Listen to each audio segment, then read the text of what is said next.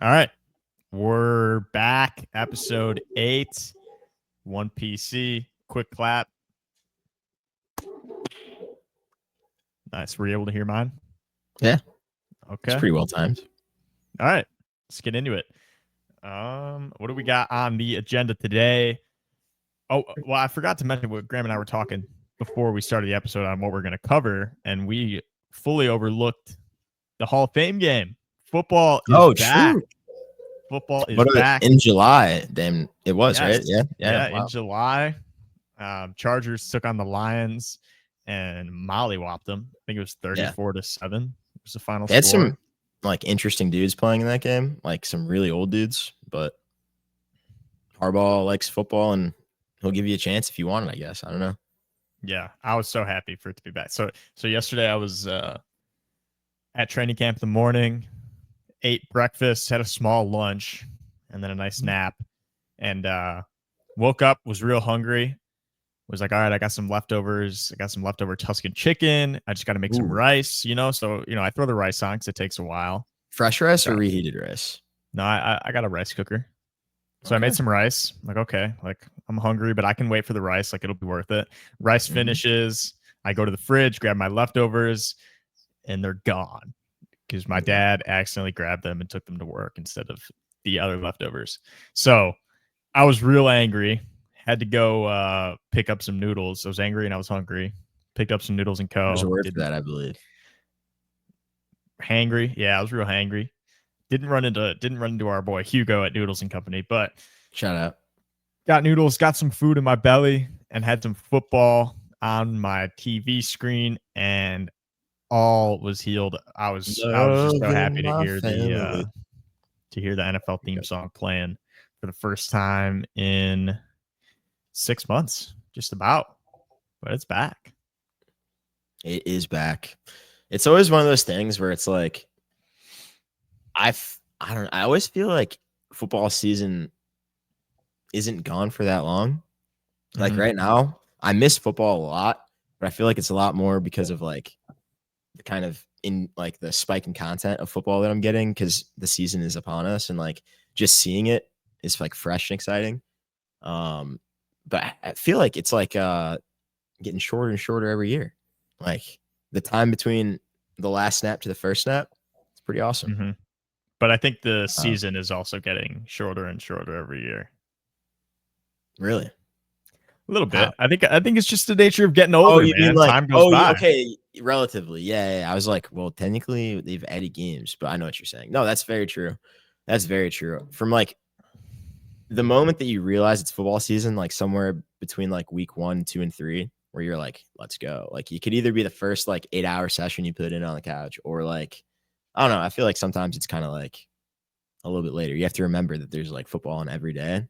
From that point to when it's like, oh, we're eliminating teams from playoff contention, it's snap. It's crazy. Yes. Yeah, it goes by so fast. You get through October like in an instant, basically. It's 100%. It's a beautiful thing. It's a little sad. It's a beautiful thing. Hopefully, hey, we'll see. Maybe the Bears, maybe the season won't be so short. Maybe we'll get an extra game, extra week of football or two. We can hope. We can hope. The season's been awfully short for the Bears for the past 6 years or so. But I'm real excited. Hall of Fame game was fun. Did you watch the Hall of Fame game? Saw some of it. Saw more near the end of it. Had rugby practice actually. Shout out. Okay. But yeah, I mean, I don't think the Hall of Fame game is really anything other than just like it's like the guy at the like if you're going to like a concert, it's like the dude playing before the guy that isn't being paid to play before the opener. It's like the fourth guy before, like there's like only people there that either are getting paid to be there, like the staff, or just like people who are really wanting to be like first in line for the headliner, right? Like, yeah, it's there, but I don't know. There's nothing you can draw from it other than just like, hey, this means that real football is pretty damn close. I don't know. Yeah, there's that one. That's a pretty good assessment. There's the one fake punt. Yeah, the 2000. I think it's the 2009 Hall of Fame game. It was Titans Bills. That play is awesome. Infamous. Infamous, and also on that note, I will say the one thing about the Hall of Fame game and I guess preseason more in general is it's pretty cool when you get those like moments where it's decently like 100% like, oh, that guy just made the team. You know what I mean? Blocked punt, like a really nice pick or just a great like some guy breaks his ankles on a juke, like, and you're just kind of like, coaches probably haven't seen that before. Like that guy's getting, a star next to his name. Like that's a cool thing to experience. See the sideline I'd go say crazy. the picture boy of those types of stories. Recent years, Damon Sheehy Giuseppe. You know about him? Yo, the dude that was sleeping in on Planet Fitness like Sleeping the in 2 Planet days before. Fitness, had Dude, no that's like shoes. the OBJ gave him craziest cleats, story. returned a punt. That was awesome. And the whole team just mobbed him in the end zone. Yeah. Yeah. That is one of the best. See, that's stuff you can only get with preseason football. If you are not watching preseason football, you're not getting the full NFL experience. And not that I'm a historian on the franchise that pulled that off, but where it would rank all time on their best plays is like scary high. Like best plays in history of Browns football. That's like almost single digits. I don't think it is, but it's probably in the teens. Yeah, you know what I mean? especially when you factor in just like legacy. Yeah, It's like it was a cool moment. It's a cool moment. It was an awesome moment. Yeah, no, that's incredible. Yeah. The story is like, it's a like if you haven't heard the story, go check it out. Unbelievable story. Just like, dude would not take. Okay, he was really a hard worker. I was gonna say in a different way. I'll fill you and our viewers in a little bit on the Hall of Fame game yesterday, at least the beginning of it. Yeah. I wasn't, watching too intently. There were a couple guys I was keeping an eye out for. Trey Lance getting his started the game with the Chargers, his third team. He looked good. Last time he played in a preseason game, he threw for like 400 yards. It was insane. Playing good football. If the Chargers, if Herbert ever goes down, I think they're not too worried about Trey Lance coming in and being serviceable. First play of the game, Lions returned the kickoff, and we had a butt fumble. No Lions way. player ran into the back of his own teammate and fumbled the ball on the kickoff. Chargers recovered and scored pretty quickly. Chargers rookie running back Omarion Hampton.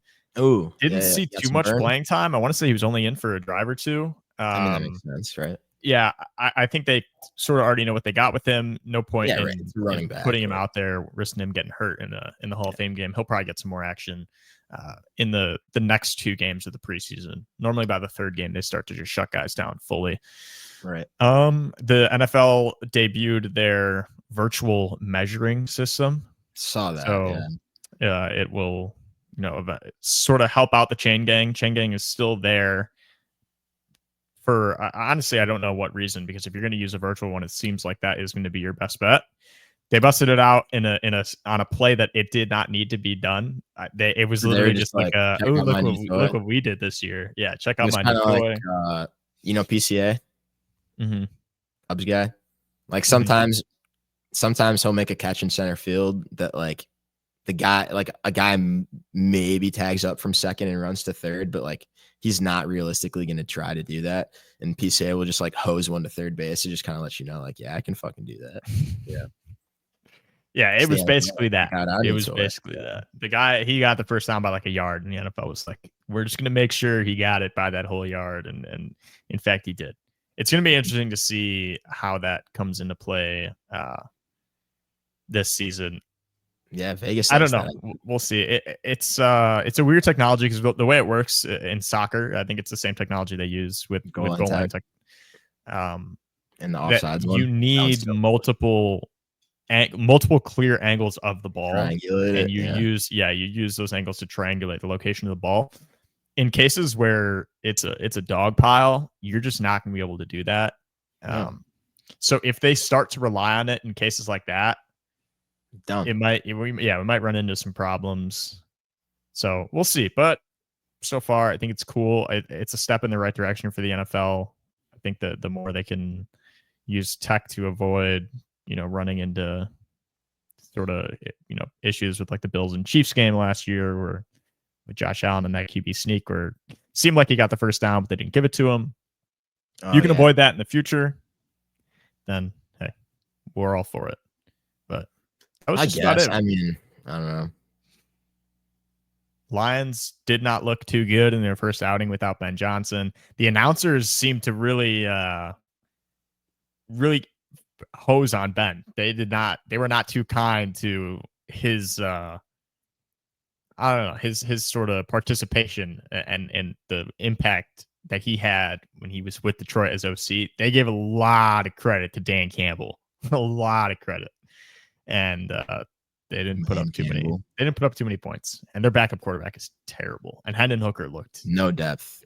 Horrible. No depth. I was just gonna say real quick, like, do you which coach / player do you think, given a circumstance where the new technology makes like a really close call, like who's the most likely guy to drop the K bomb, or is it the C bomb, the clanker word? Is it? Do you know what letter it starts with? It's a C. It's a C. The K bomb had me worried for a second. Yeah, Myers Leonard. No, it's just the C bomb. Who's most likely to call the virtual measuring system a clanker? Clanker, yeah. Who's tackling like that? I feel like the easy answer is Baker. Yeah, it is Baker. Michael Penix, he's no stranger to yeah. He seems like he don't mind throwing around some cuss words. Okay. I like it. Okay. But anyway, you were saying that so how did you draw that Ben Johnson wasn't as appreciated as he should be in Detroit? The announcers were just absolutely trashing him. They were going through, like, we're talking about, like, yeah, the announcers for like the Detroit home call. No, for the national. In general, it was Mike Tirico and whoever was alongside. What? I mean, the Bears always get trashed. Like, I rarely ever am I watching a Bears game where the announcers are like being friendly to the Bears, and it was sort of the same thing every time they brought up Ben Johnson. It was sort of taken away from the work he did. It's just like, we'll see what he'll be able to do, kind of thing, or like. No, it was literally just like, people give Ben Johnson a lot of credit for Detroit's style of offense, but they forget that Dan Campbell he called a lot of plays and that aggressiveness on fourth down. A lot of that was Dan. Plays, or did he just say like, fourth down, let's go? No, like, it was Ben. Like, yeah, I don't think he called a single play other than just like, yeah, we're going to go for it on this fourth down. Yeah, he definitely made the decision-making as far as when they were going to go for it, but it's Ben calling the plays. It is Ben who is calling the plays leading up to those important plays. So it also pissed me off. Yeah, that's dumb. Fun fact about Dan Campbell, he had a stint in Miami at some point. I want to say he was head coach, but like he made Tannehill jump in the Oklahoma drill and like tackle a guy. So like he's an interesting guy. I mean, like his philosophy, if you buy into it, it works. But like at some point, you could definitely like look at it from, like a big point, like what's it called, 1,000 feet away or whatever, from just far away, and just be like, why is the quarterback getting tackled in practice right now at full speed? So we'll see. Yeah. We'll see. He also lost I like Dan Campbell. I think he deserves a ton of credit for especially the culture in Detroit. But the announcers yesterday trying to discredit Ben Johnson for what he did there is ridiculous. I was not a fan of it at all. No, that's dumb. I went to training camp this week, Chicago Bears training camp, which was a lot of fun. Shout out. I went with Emily. She came with the first 2 days. It was pretty nice. We met George McCaskey. No way. George is out there every day meeting and taking pictures with fans, which as an owner of an NFL team, you are not obligated to do. And he does it without fail, spends like almost all of his time out there. I genuinely feel like so bad for the slack that I've given the McCaskey family over the years and, their ownership of the Bears, because I was so shocked at how nice George was. I went up to him. I had my film camera with me. He was asking me like about the camera, where do you get film developed these days? He was like, oh, I know that brand. Like, I can't believe you got one out here. He was just, making small talk, doing the things you don't have to do. Pretty down to earth guy. Yeah, he went out of his way to do it, and I really appreciated it. It was really cool. It was a cool moment. Right. Shout out George. Shout out. I mean, yeah, that I think like that is cool. They are at the end of the day just the football family, Mm-hmm. nothing else. It's not like Yeah. they're owning Walgreens and like, hey, let's buy a football team for fun. No, they're just like the NFL team, the football team. Well, Yeah. not to be confused with the Washington football team of 1-2 years. Mm-hmm. I don't know. Are they ever going to change the thing? They did. They're the Commanders now. Yeah, but like actually like change it to like something better. I don't know. I don't mind the Commanders. I think Commanders is fine. All right. But Like, more. Did you say Clanker? no. More on training camp. First day, I went, which was Wednesday. It was a non-padded practice. It was sort of in the, we're in corn sweat season here in the Midwest. I was about to say, yeah, holy. It was real hot. Pretty light practice. Didn't do too much. Offense sort of didn't look great. Didn't have too much to report from that day outside of meeting George. Got to see the Walter Payton Center, which is the indoor field that they have, which was cool. But the second day, Thursday, padded practice. Ben Johnson in the interview that morning said it was going to be the longest and the most difficult practice they've had so far, and that it'll be a test of who really wants to be here. And that was definitely represented in the style of play. They were playing hard. They're constantly at it.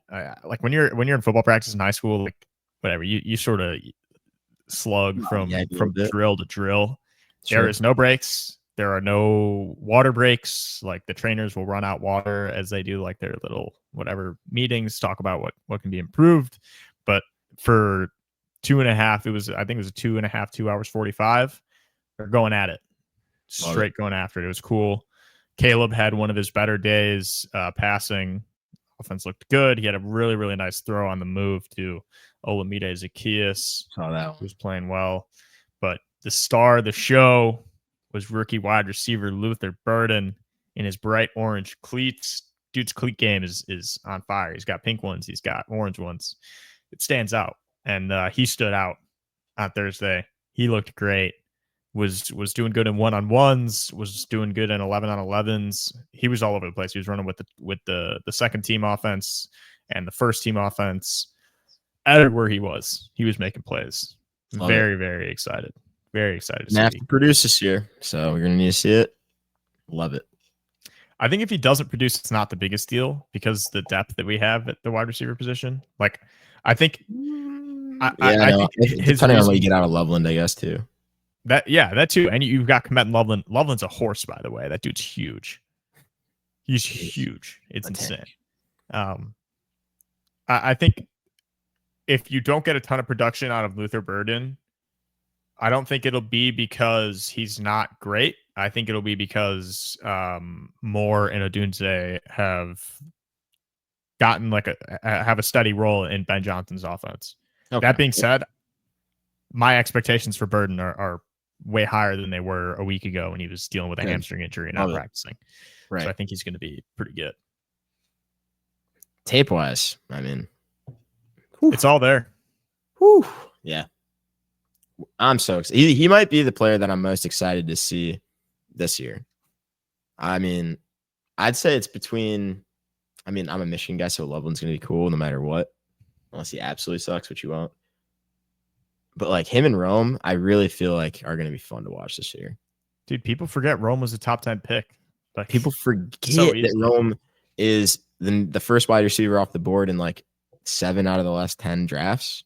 Mm-hmm. But he just happened to be in like one of the greatest wide receiver drafts of recent memory. So, yeah, he was never getting picked over Marv. There was there was some talks between him and Malik Neighbors throughout the draft process. I was always a Malik guy. Like his numbers are off the charts. And it definitely shows for the year. But Rome, great at the catch point, sort of silky route runner. Nice blend of size and sort of just that, that aggressiveness at the catch point that you want from a big receiver. But he that's can like an still intangible move. thing. Like something like even Tyreek Hill has that ability where it's just like certain guys just go get it, and he goes and gets it. Yeah. So you just got to work on the chess game a little bit, but yeah. You wanna break us into the little chess thing? Chess lore? Okay, yeah, I will actually. So let me pull this up. So basically, if you guys are chronically on Bears social media, like you probably are if you're watching this, the Bears post those like fun little TikTok / whatever short media things where they like ask the players a question as they're coming in from practice. I believe that's the situation. Like they're coming in from something, whatever it is. And I think the prompt for this one was like, what's your obsession outside of football? Mm-hmm. Guys are giving a bunch of answers all over the place. Our boy Darnell Wright, who we need a big season from, and he's a beast. He was like, chess, add me, and he gave his @ which was let's see here. Do you remember it off the dome? It's like Dookie 58 or something like that. It's hilarious. Dukester 58, which 58 his number. So I was like, on lunch break, scrolling some Twitter or whatever it was. I see the video. I'm like, oh, I'm a chess player. Hell yeah. Let me go like add this guy and see if he actually adds me back. So I go to his account just randomly. This was hours after the video was posted. And I see like he's live, like he's playing somebody. I'm like, oh, let's see what his chess game's like. So I open it up and the person he's playing is Odunze_15. I'm like, I'm no detective. I'm no sleuth, but I think I have a decent idea of who this might be. So I like text this guy over here. I'm like, yo, check this out, Poggers. And like the fucking chat on the thing was so funny. There was like 4 or 5 Bears fans that like me did the same shit where they're like, oh, I'm going to add this guy on chess. Look him up, see these live, go to the game, realize it's Rome and be like, what? So yeah, that was a really fun moment. They were playing a 10-minute game. So there's probably a 10 to 15 minute window that you could have caught that. But shout out to anyone that was there. It was a moment. You had to be there. It was epic. And I think having your O lineman beat your wide receiver in chess is what you want. If you really think about it, if your wide receiver's beating your O lineman, that's troublesome. Yeah. So do you think Rome Odunze and Darnell Wright are Gotham chess subs?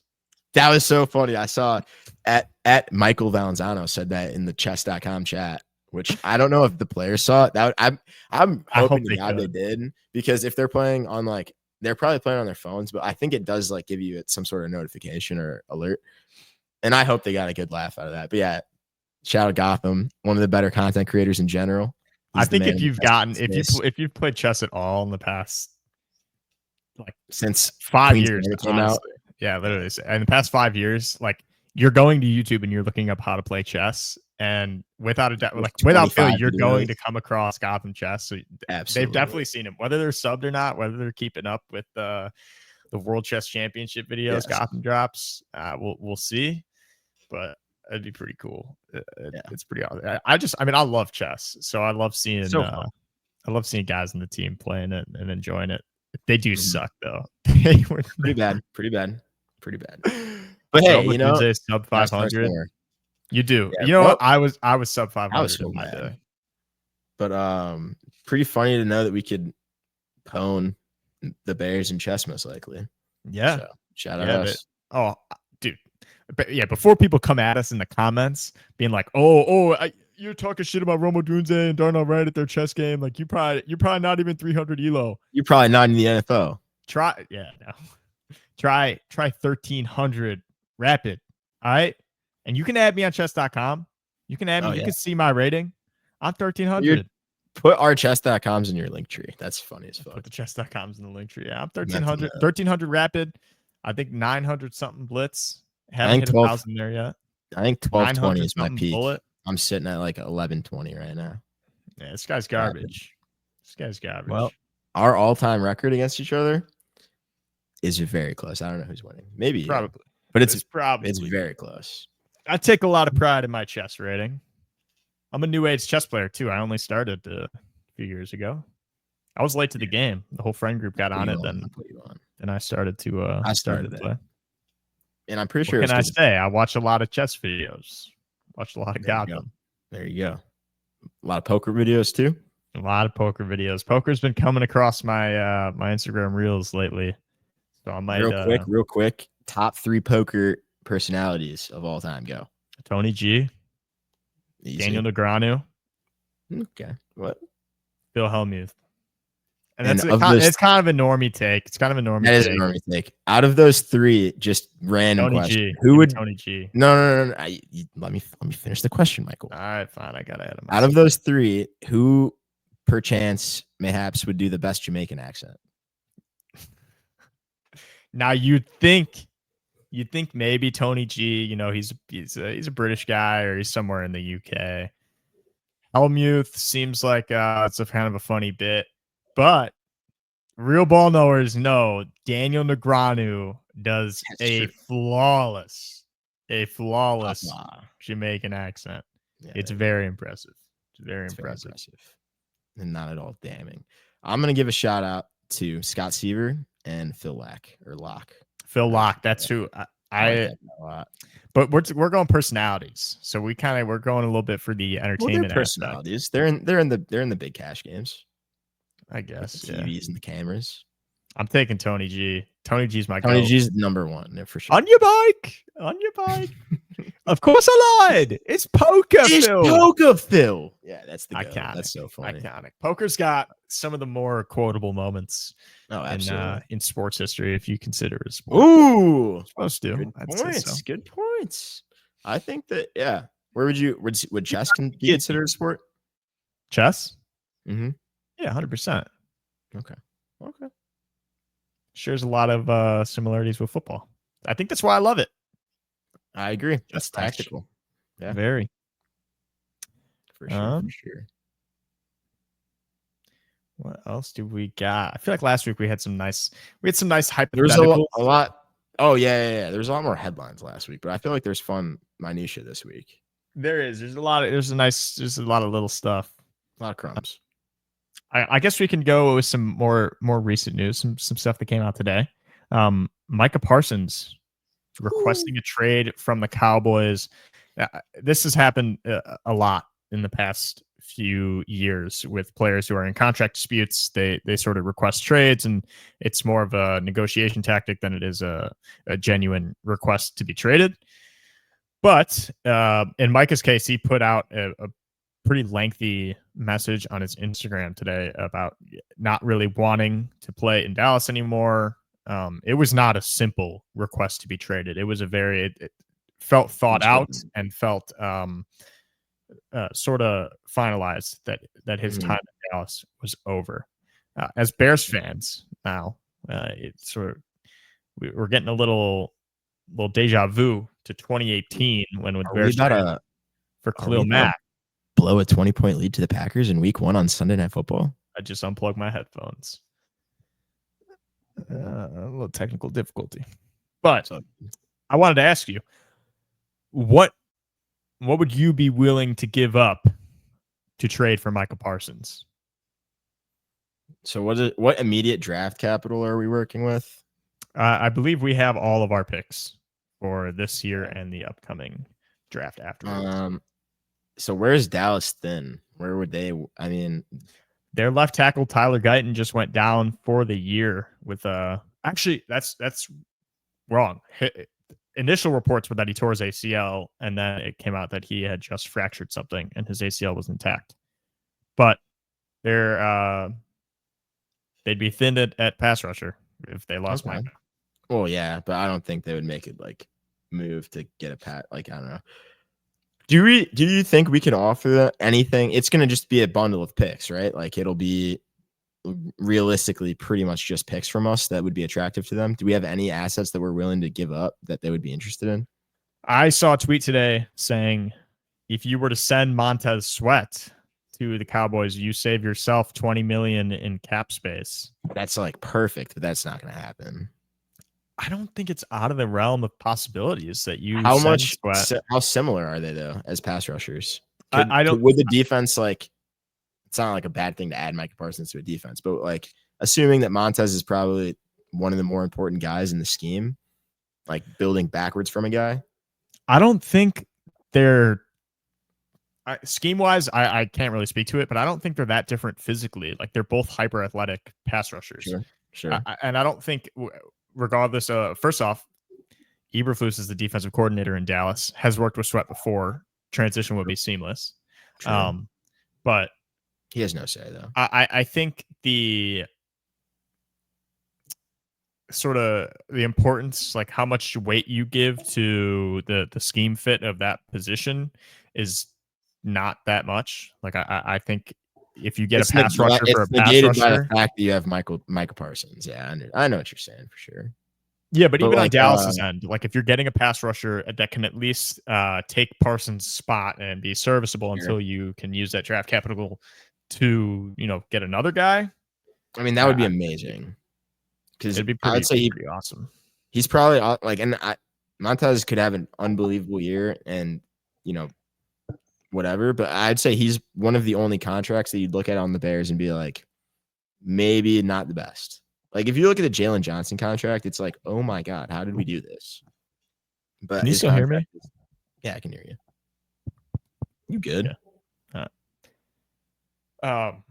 Could you hear me? The Jalen Johnson. Yeah. I pressed a button on my mic and switched something up. But you good? Yeah, the Jalen Johnson contract's great. I don't know how much room we have to pay Micah. It would be he'd become the highest paid defensive player in NFL history in the league. And that'll happen regardless, whether he stays in Dallas or he gets traded. Pittsburgh. I don't think he'll go to Pittsburgh. That'd be cool though. Him and Watt would be terrifying. That'd be cool. Yeah, I know. But I think I'd part with 2 firsts. I would do the same deal that I threw at the Raiders for Mac. I'd give it to the Cowboys. I think the only thing that sucks is it's you're in the same conference, so it's sort of not. I feel like when you trade away picks to an AFC team, it doesn't like come back to bite you as much because you won't play him as often. But in the playoff wise, yeah. So maybe the deal would be a little different being between NFC teams, but I would do it in a heartbeat. I think Mac's impact with the Bears was well worth what the Raiders got in return, mainly because they're just like terrible at drafting. But was Ruggs one of those guys? No, it was Josh Jacobs and like 3 guys who aren't even in the NFL anymore, something like that. Alex Leatherhead, something like that. He was one of them. Yeah, he sucked. A horrible pick. He was like a 4th round graded player. Took him like 11th, whatever. But yeah, I mean, 2 firsts. I guess the only thing that I would like kind of wonder is like, yes, Parsons is an animal, best player arguably in the league, him and Garrett, right, defensively. But so how old is he? He's 28, 29? 26. Damn. Dude, he's such a dog. So you're getting like contract yet. You're getting like 4 or 5 really good years of him. Almost to the point where he'd cement his legacy as a Bear more than a Cowboy. Wow, I didn't know he was 26. Yeah, Mac was 27 when we traded for him. And he had a little bit more wear and tear, it felt like. I don't know. Parsons seems a little springier, like a little bit leaner. But yeah, I mean, 2 firsts, absolutely. And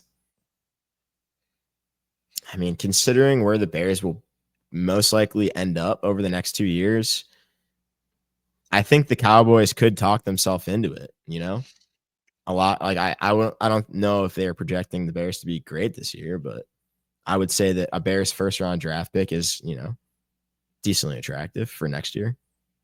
And then you get, 2, it would have to be 2. But yeah, I would love that. I mean, would it just be, it would be 2 firsts and what? I believe that the pick that sent Mac to the Raiders, we sent 2 firsts, maybe a 3rd and a 5th for like Mac and a 2nd. Something like that. Yeah, okay. The moral of the story is 2 first round picks. 2 firsts. At least. Right, yeah. At least. So who's the most recent guy of a decently similar caliber defensively to be traded? Can you pull one? Because Hendrickson hasn't moved. Mac is literally like the most recent. Yeah, that's honestly. Mac was still Aaron Donald never got traded. It would have been the very end of his rookie contract. Garrett never got moved. Yeah. Yeah. So it would be It'd be a big He'd move. be the best player in the division. We'd have the best defense like in the division easily. Wow, that would be so crazy if they did that. I would be ecstatic. But I don't know. I feel like it won't happen. When I saw the headline, I was like, this isn't going to happen. That was just my first thought. I feel like it's pretty unlikely he comes to the Bears because Ryan Poles is like in his tenure as GM has like almost never sent away any of his draft capital, anything significant at least. Right. I think there's a good shot he's not a Cowboy next year. Jerry Jones. Oh, yeah. That's got to be. He's just selling, dude. It's like it's bad. Jerry Jones is trash. It's unreal. Yeah, it's I'd be pissed if I was a Cowboys fan. Yeah, they've been a pretty miserable franchise for the like recent memory. Like it's been 30 years. They've been terrible. Not terrible, but like they had years with Dak and with they had a couple years with Dak. They had a couple years with Romo and Dez that were fun. But like the last few, ever since Dak snapped his ankle, bro, or ever since, remember when they like went down by like 30 points to Atlanta and then won in week 1? What year was that? Do you know what I'm talking about? No. Maybe that was week 2. They like their first 2 games of the year were like ridiculous. Like their defense gave up 1 billion points. They scored 1 billion points. I don't know. Sleepy. I had a beer at dinner. Wow, that'll do it. That'll do it. Dude, the problem with one beer will put you to sleep, man. Gotta have multiple. What about 8? 8 beers will also put me to sleep. Yeah, it's a reverse parabolic graph. Yeah, exactly. There we go.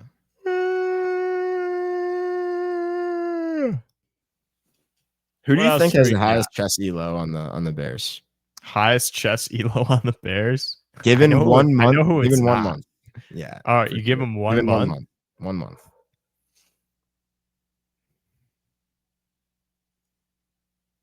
It's a tough question. I have an answer. I don't know why. I don't know. I have no idea why, but it just makes sense to me. I want to say I'm between 2 guys, and I'll say Grady Jarrett or Joe Tooney. Tooney would be my 3rd pick. I feel like it's a trench guy who has the. I think it's a trench guy as well, but I'm on the opposite side of you. Are you going Jonah Jackson? Are you going Javon Dexter? Dayo Odeyingbo? No, but he plays around those dudes. Ozzie Trapilo? I'm going. Oh, Ozzie Trapilo, second. That was Drew my second. Dahlman? Because Ozzie went to BC. I feel like that's a good school. Mm-hmm. But somebody on our team went to Yale. Sneaky pick. Sneaky. Karan Amagaji. That's like the right answer. I feel like that's the right answer. That's a good answer. Also, I feel like underrated, like a guy that would be like, oh, he's sneaky 750. Billings. I don't know why. I feel like Big Billings, like he's just like a practical guy. Like he's like, that was a bad move. I feel like capitalize on that. I feel like Billings' hands are probably so big that it's probably hard to grab chess pieces. Yeah, if it was like an actual board, that would be. I tell you what, Billings definitely has the most mouse slips on the team. 100%. That's that so dude's true. Fingers trying to so press true. on chess.com, dude. He's got the good. most. He's probably opened up with B4 a couple too many times. Yeah, for sure. I think that might be the Birds opening. Could be wrong. The Birds. That might be F4. Who knows? But yeah. I mean, that'd be fun if the Bears did some like chess themed thing. Definitely not far fetched at this point. Mm-hmm. It'd be cool if we could get the fans involved. You gotta be good at chess. Gotta beat the players. That would be really fun. Unless like Caleb found out he was like a grandmaster at chess and then like quit the NFL.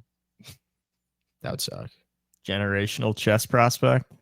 What would you do if like you were about to be like a very good NFL quarterback from all signs? Like, let's say you're like 5-6 years into your career, and then just like one night or like one night You in take the a offseason, you you pick up take chess. a hard hit. Or yeah. You like get a concussion or something, and you just like you're still just as good at football. You still have just as promising of a career, but like you have a chance to become one of the greatest chessmaticians of all time. I don't know if that's Chessmaticians. but like I feel like you have to dedicate your life to it. That's the thing. Like you can't do both. Personally, for you, what would you do? I think, and you can't like close out your football career.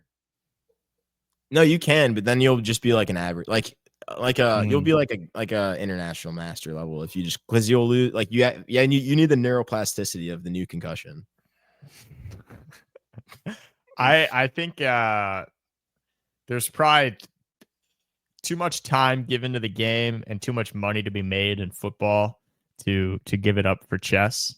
Mm-hmm. And I think if you can still be IM level and be a professional athlete, I think that makes for some good content. I think there's some sort of balance to be had between being a football player and being an IM.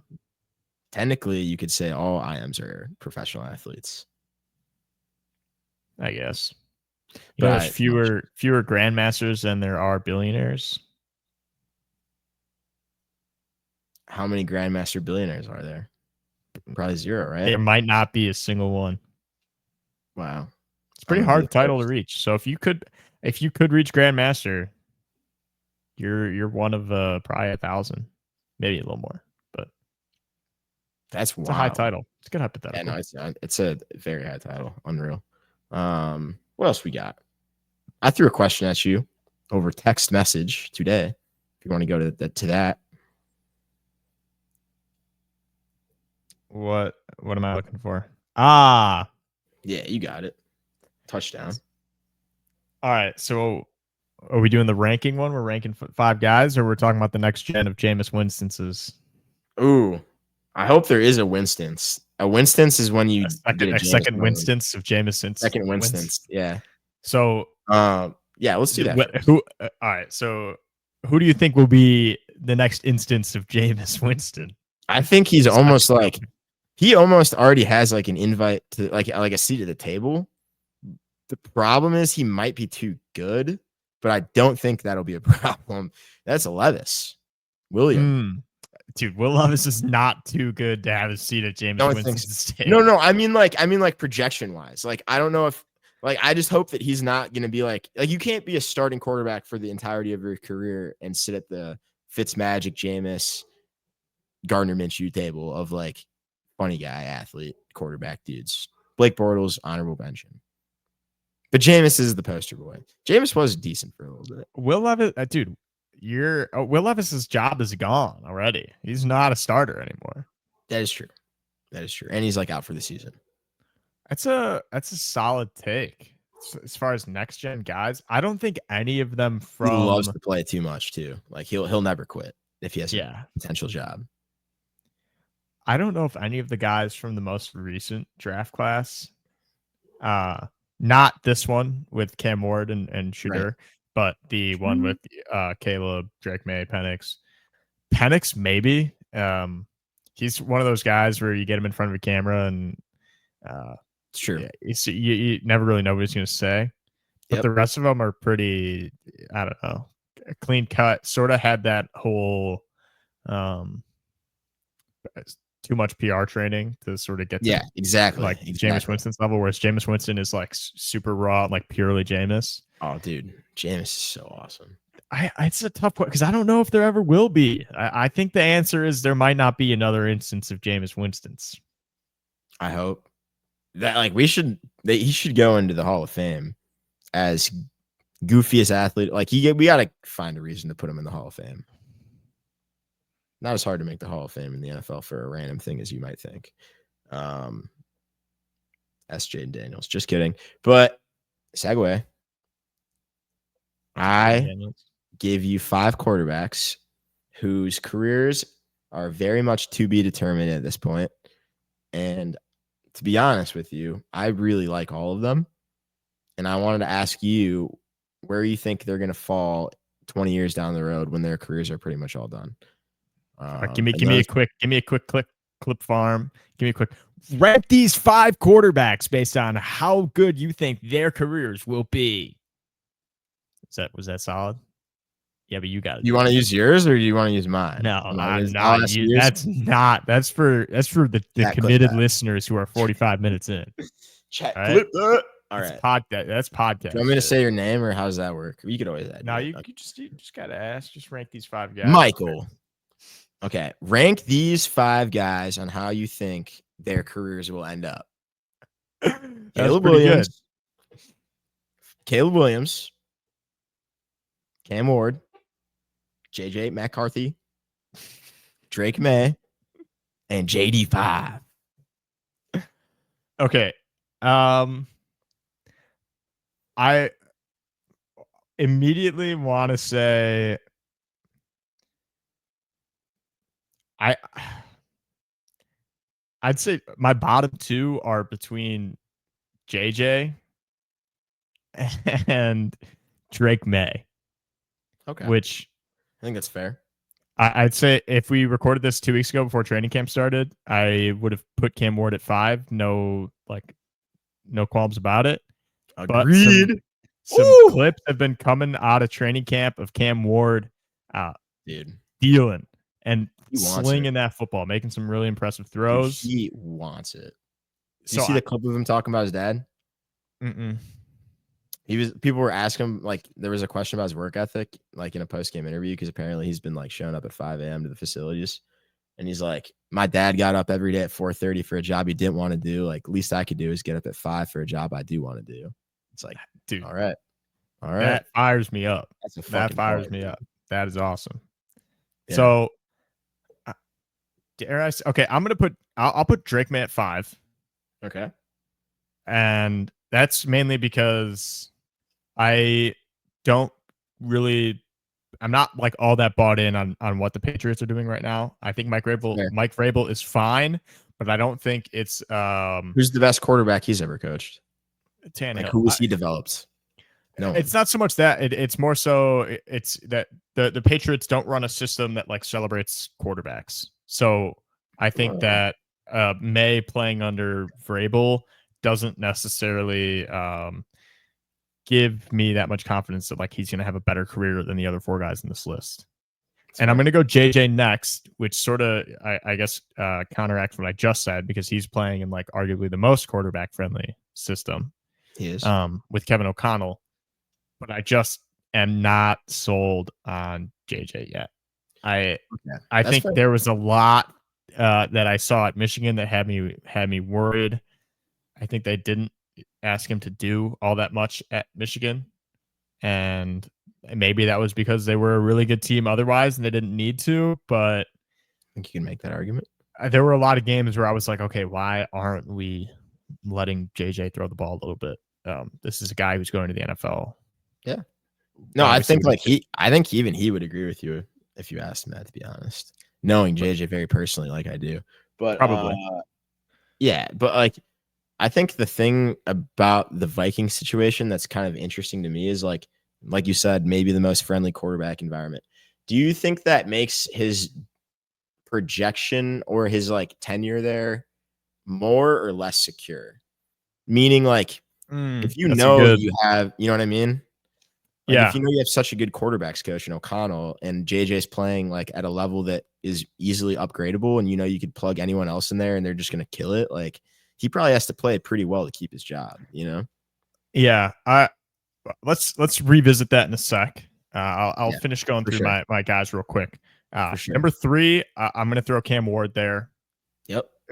Literally only based off of his training camp and his college production. Demeanor. Yeah, and his demeanor. I have less of a problem banking on a guy who put up the numbers that he did in college and the way he's looked so far in training camp, making some really impressive throws. It's also sometimes you just want to root for the guy that sort of have no idea what he's actually going to do. True. Which again counteracts what I just said about JJ. I'm just a generational JJ McCarthy hater, which we'll come to see in our next segment. You are. At number 2, I will go Caleb Williams. I will say I am still a bit worried based off of some things I've seen on training camp. Some throws a little all over the place. I think that's just sort of the nature of maybe being at training camp and you're seeing way more reps than you would on an NFL field. But I think Caleb is still probably the best passer out of his draft class. Now gets Ben Johnson. Now has the weapons that he does, and an O-line. I think it's only a matter of time till we see sort of the USC Caleb come out a bit in the NFL. I don't know if it'll be to that extent because you're not playing against Nevada or any of these other teams that he got to play against, but I think it'll be fun. We saw a little bit of it last year. I think we're going to see a lot more of it this year. And number one is Jaden Daniels. It's pretty self-explanatory. I think the only thing that can get in Jaden Daniels' way is Cliff Kingsbury and his health, because he tends to run into contact a little bit, but that dude's insane. He's good. He's really, really good. Deep ball is there. Decision making is there. Pocket mobility is there. It's everything that you never really expect to get with a rookie quarterback, and it's that and more. So, sure. Jaden Daniels, pretty easy number one.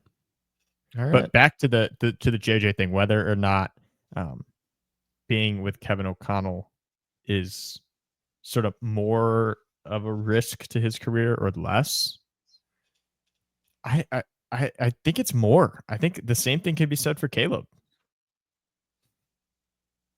Like, what do you think? I feel like it's no. I see. Like, that's the thing that I think about JJ. I think it applies a little bit less to Caleb just because the Bears are a little bit more bought into him, it seems like. But like, for people giving JJ a lot of like optimism for his situation, I see where it's coming from. I totally get it. At the same time, though, like, we saw Brock Purdy take San Francisco to a Super Bowl, be talent-wise one of the worst, if not the worst players on that team. And like, when it mattered most, it was like, it didn't matter how good of a coach he had, how QB friendly of a coach he had. They lost, and a lot of it was on the QB. And like, I think that evaluation is being made very early in a guy's trajectory. And like, if they don't think, like, they're trying to win a Super Bowl in Minnesota, there's no question about it. Mm-hmm. They have a coach that is a top 5 coach in the league. They have the best wide receiver in the league. They have, a lot of opportunity in these next few years, like a window, so to speak, right? So if JJ is not the guy, I think they're going to move off of him really fast rather than giving him an extra year to prove it. So I think like it'll be this year. Like, if he's not showing trajectory to be a Super Bowl winning caliber quarterback this year, they're going to cut him. They're going to say, like, see you later. Like, that's what's going to happen. I think they'll give him a little more than a year, just because he didn't get to play it all last year. I think that's why only a year, but yeah. We got to consider the finances of all of it. Like, he's on a rookie contract. You sort of have to take advantage of that window. But specifically with Minnesota, I guess sort of how, you've got the same thing kind of going on in Chicago with the really quarterback friendly offense, and whether or not it's, more beneficial or more risky to their career. But in Minnesota, like, you saw last year that it works with Sam Darnold. Like, you can get a guy that you can plug and play and you can win 14 games with. Yes. Go into the playoffs, and maybe if you get an unfavorable matchup like they did, then you'll run into problems, but at least you're getting to that point. So if JJ can't perform to the numbers that Sam Darnold did, and no doubt JJ will at some point ask for a second contract. Will he get it if he's not putting up those sort of numbers? Probably not. You pretty likely go elsewhere and get a guy who's older, been around for a while, can understand the system quickly, and you can pay a pretty low dollar and invest elsewhere.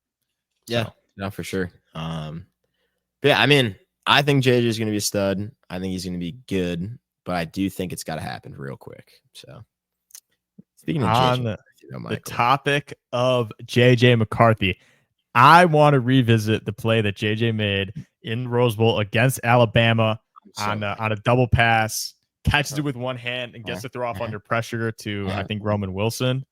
Yes, Listen, it's an impressive play, but I will die on the hill that just about half the quarterbacks in the NFL could have made that same exact play. Hey, chat, just for a history lesson, when we first got in this argument, this motherfucker put Nathan Peterman on the list of people that can make that play. So first of all, there's no way yes, I you did. did. I swear to God, you did. It was probably slightly a joke, but fuck you for that. Anyway, what I will say about JJ McCarthy is, first of all, he is 3-0 against you, Michael. So how do you feel about that? Well, Illinois should have beat them the year Michigan went undefeated. You got a pretty friendly PI call alongside. They don't talk about Connor Stanley and stealing Illinois' plays, but all right. Illinois. Yeah, no, that was a close game. As in the possessive version of Illinois, which comes off as Illinois, which just feels wrong. It does feel wrong. It feels like you don't know, but you do know. Anyway, he beat you in high school. He beat you in college. More than likely, he's going to beat you in the NFL. Tough. Well, we're going to get to find out week 1. You act like you're not a Bears fan, too. I'm a Bears fan. But I do like JJ, okay? And it's hard because he's in the conference or he's in the division, whatever. But there's no way that you think that half of the fucking league can make a 360 one-handed catch with a fucking 5-star Alabama edge rusher running full speed at them in the damn Rose Bowl and then throw off your back foot in one motion perfectly in stride to a wide receiver. There's no chance. Now, would he be the only one in the league? I'm not going to say that. But if you think that Jaden Daniels is making this play, bro, come on. I will give you no. Yes, he is. No, he's not. So last time, you know what? I might have named Nathan Peterman, and it was probably half of a joke. This time, okay, I've got a list of 16 guys that I think it's pretty. What about height? Do you count for height? I did account for height. Don't worry. My dad just got home. 1 second. I'm recording. Hello. It's crazy how we can't even hear you. I still don't know. I didn't listen back to last episode when I did the same thing, so I don't even know if you actually can't hear me or not. No, I mean, yeah. You'll. Okay. It is kind of wild, though. Anyways, here are those 16 guys, and I don't think any of them are that debatable. Number 1 is Lamar. That's self-explanatory. Lamar Jackson can make that play pretty easily. Yeah, that's fine. Number 2, arguably the most obvious answer is Daniel Jones. Daniel Jones is making that play undoubtedly. Already has one of the sickest one-hand catches. He has like the highlight quarterback catch. So we know he can catch it one-handed. He can throw on the move. He'd be fine. JJ McCarthy's NFL comp, in my opinion, is Daniel Jones. All right. Number 3, another guy. Right. This is not an argument. Justin Herbert. I look really smart. Justin Herbert in hypothetical scenarios is undefeated. He could make that play in the Rose Bowl. All right. I will give you that. I will give you that. Herbert's undefeated in the hypotheticals. Mahomes. If you're arguing against Mahomes, I don't want to. I'm not going to do that. I'm not going to do that. Hey, Josh Allen. Yeah, there you go. Allen can make that play. You're going to say Geno Smith next. Doesn't matter. You're going to love. No, Geno Smith, not on the list. This one you'll like, though. Will Levis. Will Levis can make that play because he's got the dog factor. Here's the thing about Will Levis. He's getting the throw off. I don't know if it's getting there, though. You are confusing too much about guys that get the throw off because in your mind, Roman Wilson was open by 20 yards and all you had to do is like float it to him. It was a tight throw. That's not the reality. He threw it right fucking to him in stride. I still think that's the easiest part of the whole play. And it's not that hard to make a throw under pressure on the run. All right. So Will Levis gets the throw off. Will Levis is 6. CJ Stroud is doing it. He's doing it for his pops. All right. CJ Stroud, the guy that never beat Michigan. Yeah, no, yeah, sure he could do it. But he could make that play. Jalen Hurts. Yeah, why not? He could do it. Jalen Hurts couldn't make that play if he was standing flat-footed. Jalen Hurts could do it. He would. Jaden Daniels, if you're arguing against Jaden Daniels doing that, that's ridiculous. He's hyper athletic. He's insane. Yeah, but he's been trained. He knows not to. He would have. JJ got rocked on that. Jaden Daniels would have. His career would be over if he took that hit. Okay, but that's fine. You're acting like Jaden Daniels shies away from contact. He literally has the meme hits. But he will now because he's being coached well. Okay, but I'm talking. Would he have been able to make that play? Absolutely. Drake May. Yeah, same thing. Same thing. Big guy, athletic. Drake May is like one of the 5 guys that would actually make the play. Okay, well, we're on guy number, I believe, 12 right now. Yeah, but like none of these count.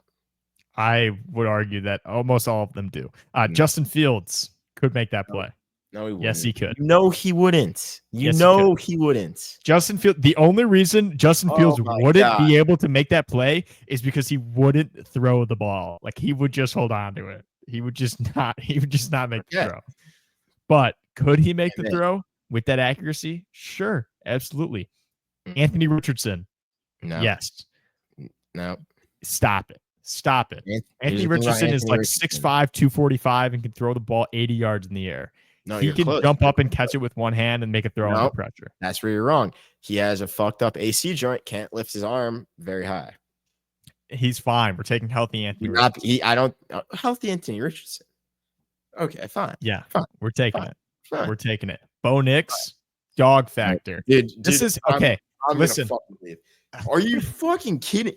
What do you mean fucking Bo Nix can make that? You've seen the video of Bo Nix running around the Alabama defense at Auburn. He's made plays crazier than that play JJ made. I think he 3 interceptions in that game. They lost by 30 points.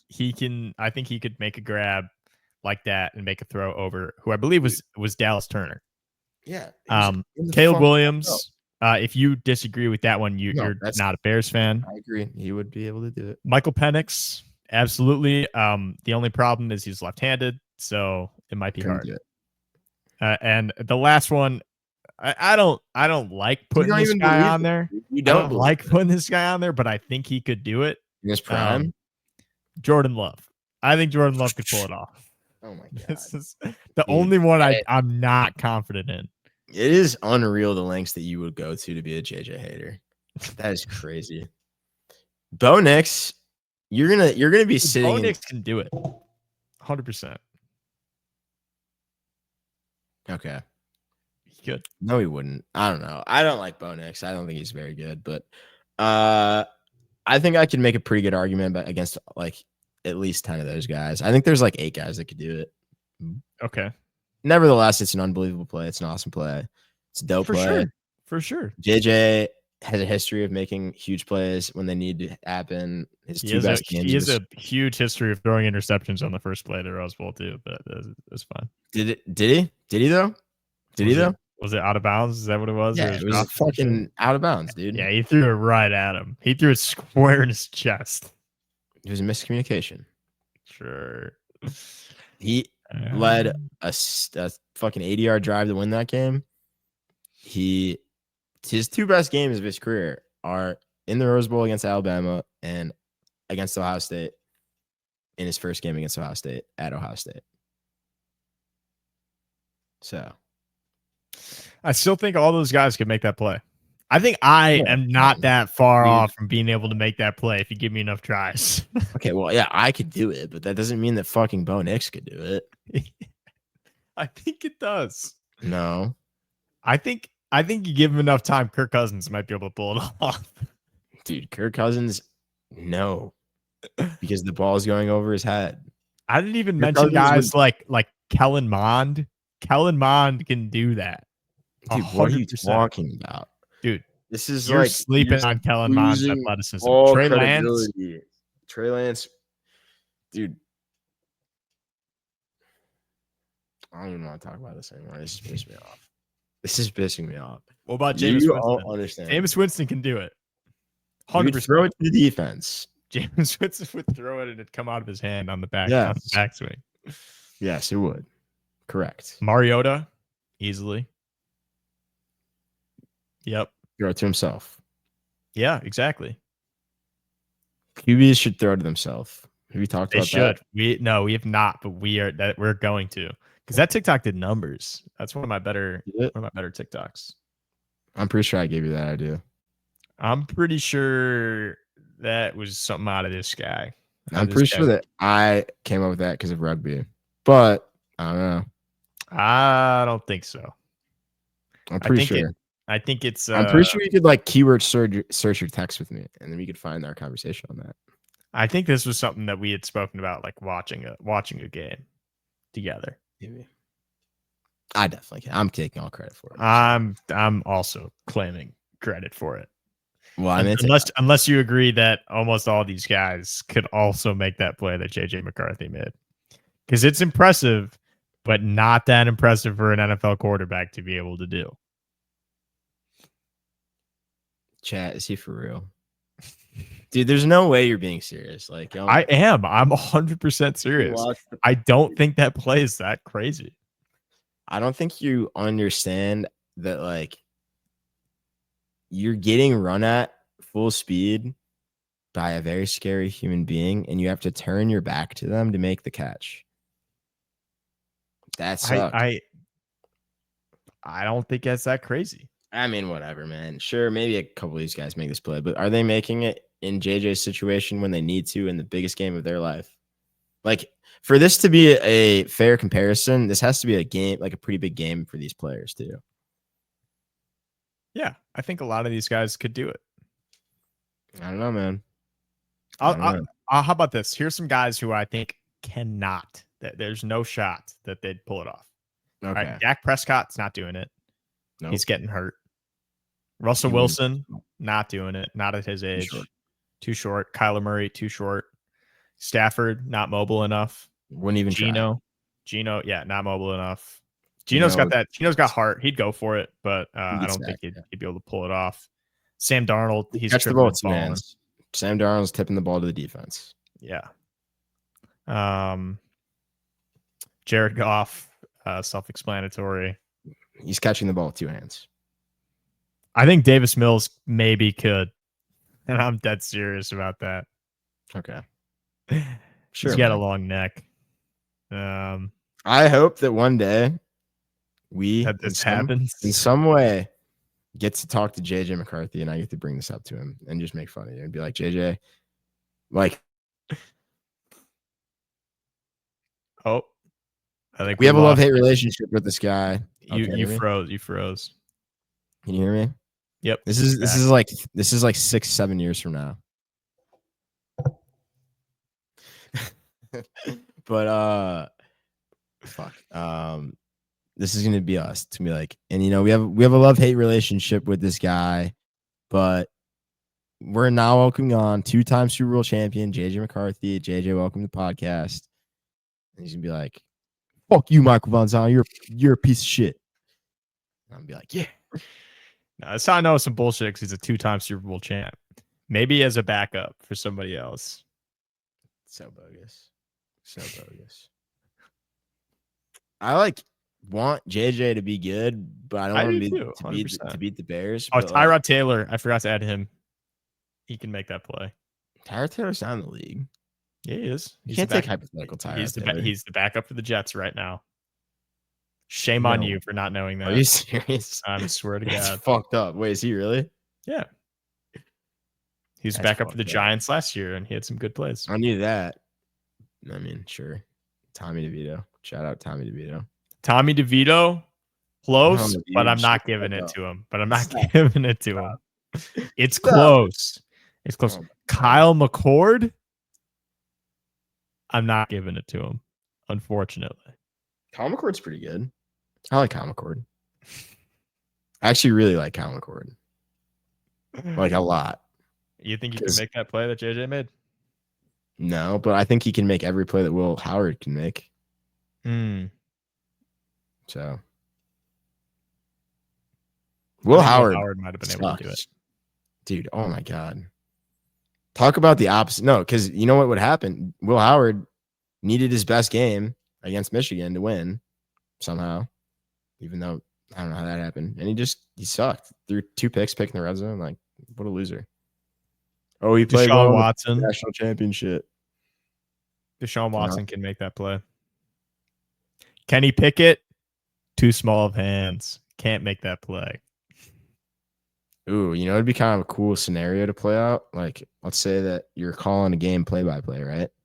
Mm-hmm. And have you ever seen? I'm gonna actually give you 2 examples before I give the story, so strap in. But have you ever seen Joe Buck call the I want to say it's the NFC Championship game between the Buccaneers and the Eagles, and like Brian Mitchell takes the opening kickoff to like the 20-yard line. He's just like Mitchell. Yeah. Mitchell. Okay, so keep that in your brain, right? And then you heard like the brain teaser, like the fun fact where it's like Buffalo is like a sentence or whatever. Yeah. You know what I'm saying? Because it's like Buffalo from Buffalo, bully other Buffaloes from Buffalo, whatever. So you got like a guy, right? And he's calling the play-by-play for a game. And he's just like, Kenny Pickett. And then it's an interception. So he says Kenny Pickett, and then Kenny Pickett throws a dubious pass. And then he's like anticipating if the DB can get it. He's like, Kenny Pickett. He can. That'd be cool. I would like that to happen. Nice. Epic. All right. I think that's all we got for today. We filled up our time well. Yeah. Wait, we got one. I feel like I did a lot of fucking yapping today. I'm not going to lie. That's good, man. My voice is a little tired. Your voice? Yeah. That's crazy, bro. You should get like workman's comp from the podcast Barry, if they exist. Desk guided with a day. Good shit. Nice vinyl cover. Joe Walsh. Yep. Tell the people what it is. It's an album by Joe Walsh. But seriously, folks. I think you unplugged your mic. No, I don't think so. Can you hear me? Oh, yeah. Yep. Nope. You definitely did not unplug your mic. Let's go, baby. But yeah, it's an album by Joe Walsh. Cool guy. You guys should check it out. It's fruit in the back. Not sponsored. Yeah, no, just a friend of the pod. Just a friend of the pod. So loud. Have you talked to Jimmy recently? I'm just gonna end the recording, bro. It's so loud. All right. Thanks for listening. Adios.